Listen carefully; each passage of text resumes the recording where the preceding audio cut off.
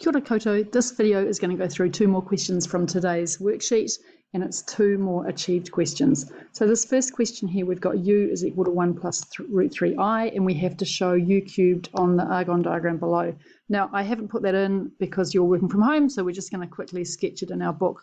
So the putting it on the diagram is no work at all. First, we have to figure out what it is. I'm going to do this as usual in 2 different ways because I want to show you just the different choices that you can make. So first I'll do this using rectangular form, and then I'll show you that it's faster here to use polar form. So 1 plus root 3i cubed, so I can do my binomial expansion on that, which gives me 1 cubed plus 3 times 1 squared times root 3i times, plus 3 times root 3i squared plus 1 times root 3i cubed, right? So that's just using the numbers from Pascal's triangle, which is pretty easy when we're doing a cubic. So cleaning this up, I'm going to get 1 plus 3 root 3i, and here I'll get minus 9, and here I will get 3 root 3 I cubed. Now I cubed is I squared times I. So this works out to be plus, also minus 3 root 3i. So u cubed turns out to just equal -8, and we can whack that onto our diagram here. So now I want to show you why this is actually faster in polar form, and it is mainly because as soon as I see those numbers, I spot that that's coming from a special triangle, right? So if u is equal to 1 plus root 3i, then whacking that onto the diagram, we get it here. Straight away, we see that we've got our 1 root 3, 2 triangle. So the modulus of u is 2, and the argument of u is pi on 3. And that means that u cubed is equal to 2 cis pi on 3 cubed. And by de Moivre's theorem, that's just equal to 2 cubed, 8 cis pi. And cis pi is whooshes me around to here. Let's see what we were asked to give them. Oh, we have to plot it on the diagram, right? So that means that we need to show that that's equal to -8. So we're putting it on here at -8. Okay, and it should go on as a point. All right, so that's the first question done. Now the next one. For what real values of k does the equation blah, blah, blah have equal roots? The fastest way to do this question is using the discriminant. I'm going to show you another way, but it's by far the best way. So equal roots means that b squared minus 4ac equals 0. So kx squared plus x over k plus 2 equals 0. We need to have b squared minus 4ac equals 0. Here a is k, b is 1 over k, and c is 2. Substituting in, I get b squared minus 4ac is equal to 1 over k squared minus 4 times k times 2 equals 0. That gives us 1 over k squared equals 8k, or 1 over 8 is equal to k cubed, so k is equal to 1/2. I want to talk about a question that Sam asked me over email.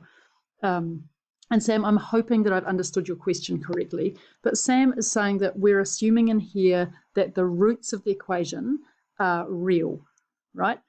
And I want to show you why the roots of this equation have to be real and why there can't be equal complex roots, right? So let's just take a look at it. We've got kx squared plus x over k plus 2 equals 0, or writing it out more nicely, kx squared plus 1 over kx plus 2 is equal to 0. And we've been told, or we've been asked to find, for what real values of k does this thing have equal roots. So we're assuming that k is real. So if k is real, that means that, first of all, that there are 2 solutions, 2 roots, because of the fundamental theorem of algebra. And secondly, because the coefficients are real, that the conjugate root theorem applies. So if we have got complex roots, if a plus bi is a root, then we know that a minus bi is also a root, and that's because of the conjugate root theorem.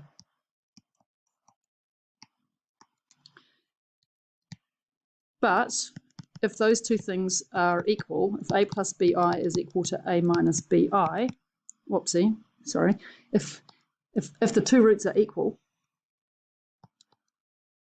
then we must have bi is equal to negative bi. Therefore, b equals 0. Therefore, a plus bi is real, not complex. So it's not a complex number, or it's it's got no imaginary part. So what we've just shown is that we can't have equal roots if the roots are complex. Okay, so that was a digression. So Sam, I really hope that helped answer your question. One more thing Sam said that I wanted to pick up on is he said that we can't use the discriminant if we've got complex roots.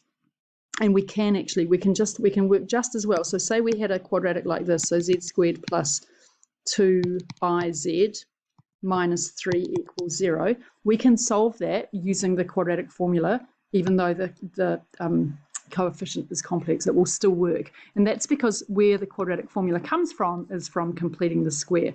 So I'm not going to do that, but you might want to try that. I've never seen complex coefficients in level 3. They do sometimes they'll come up in Cambridge papers. They're not hard, they're just a little bit weird, right? But anyway, that's enough from me now because I've still got another 3 videos to do, plus a couple of questions from you. So keep on sending them in. Thanks.